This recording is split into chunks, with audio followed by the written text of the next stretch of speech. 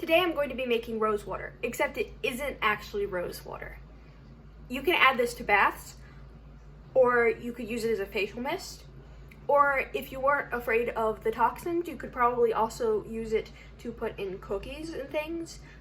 So it's a very versatile sort of object. I usually put it in my bath, and sometimes I'll make a little love spell and I'll put like vanilla essence and like apples. And so there's lots of things you can do with it. Also, I feel the need to mention that I have been self-quarantining for like 2 months now, so I've forgotten all of my social skills and I don't know how to interact with other people. And also I'm having this horrible breakout and it looks like I have, you know, pizza face. So please just ignore how awkward I am in this video. It's worth noting that this isn't actually rose water because rose water is usually a distillate of roses. This is gonna be more like rose tea. So I'm going to boil some sad rose petals and some sad water. I have to do this instead of buying rose water because I live in the middle of nowhere. Here are rose bushes. Their petals smell like nothing and they're dying. So I'm gonna try to scrounge up a couple.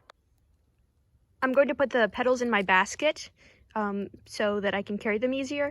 But my basket has some dirt in it because I was just picking up moss. So I'm gonna have to wash them really good when I take them in the house. This is like the only good flower on the tree, so I feel really bad about picking it, but no one else is going to be looking at it, so whatever. You know, the way that it's so bright and shiny and the birds are chirping might give you the wrong impression that we're having nice weather today. That's not the case. It's about 45 degrees, and I'm a little baby because I live in Southern Virginia, so it's usually about 60 degrees at this time of the year. So I really want to be warmer now and not have to wear like 3 layers. Genuinely, honest to God, smells like nothing. All right, here's all I collected. Like I said, I don't know what kind of rose bushes these ones are. They have no smell whatsoever, and they bloom from the early spring to the late fall, and their flowers look really shitty, but I left a bunch of buds on there, so when they bloom later, they'll still be pretty, and I can make more rose water. Okay, I lied. I'm deflowering another rose bush over here.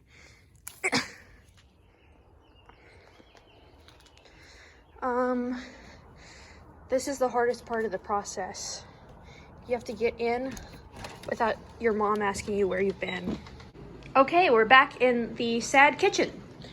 And I'm going to have to use a bottle of water to boil the petals in because the water out of my house comes out of the taps red and it's poisonous. I'm going to transfer all of the petals into a saucepan and then rinse them. Now we're going to put the bottle of water over our petals. And we're going to say, I'm sorry, Mother Nature, for doing this to you and creating more plastic waste. And then we're going to set this on, let's call it lowish heat, medium low. And we want to bring it to a boil, cover. I know what I said about my roses not smelling good, but these are actually smelling really good. I'm not afraid to touch the hot, near boiling water. So you just need to keep making sure that they're depressing down and they'll like lose their vivid red pink color and become like super light and kind of wilted. You know how when you make spinach it gets all small? It's going to do something sort of Okay, can you see what we're working with here? There is no sort of pink tinge to the water that I am creating because my rose petals are weak AF. But it does smell pretty good so far, so I'm going to wait for it to boil and then I will be draining it.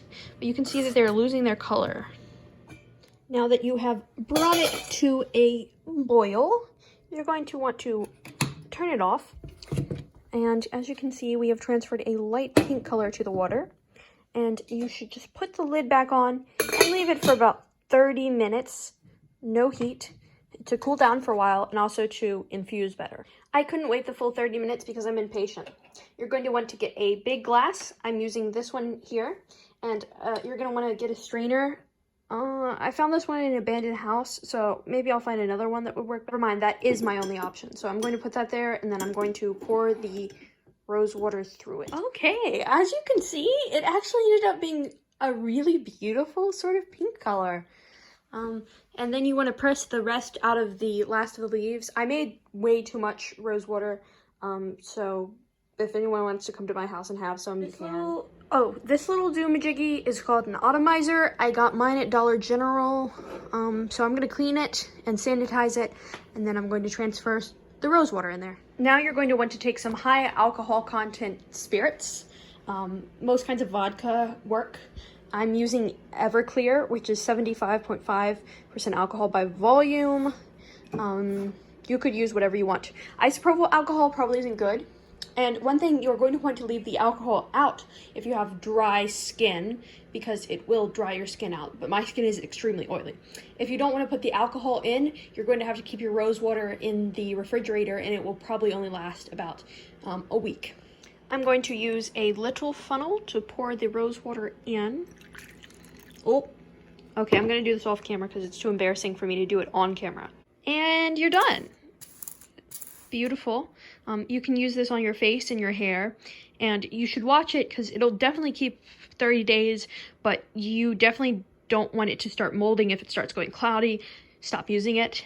You can use it in the refrigerator if you want it to last longer, or you could add more alcohol, whatever you want. But see, isn't that cool?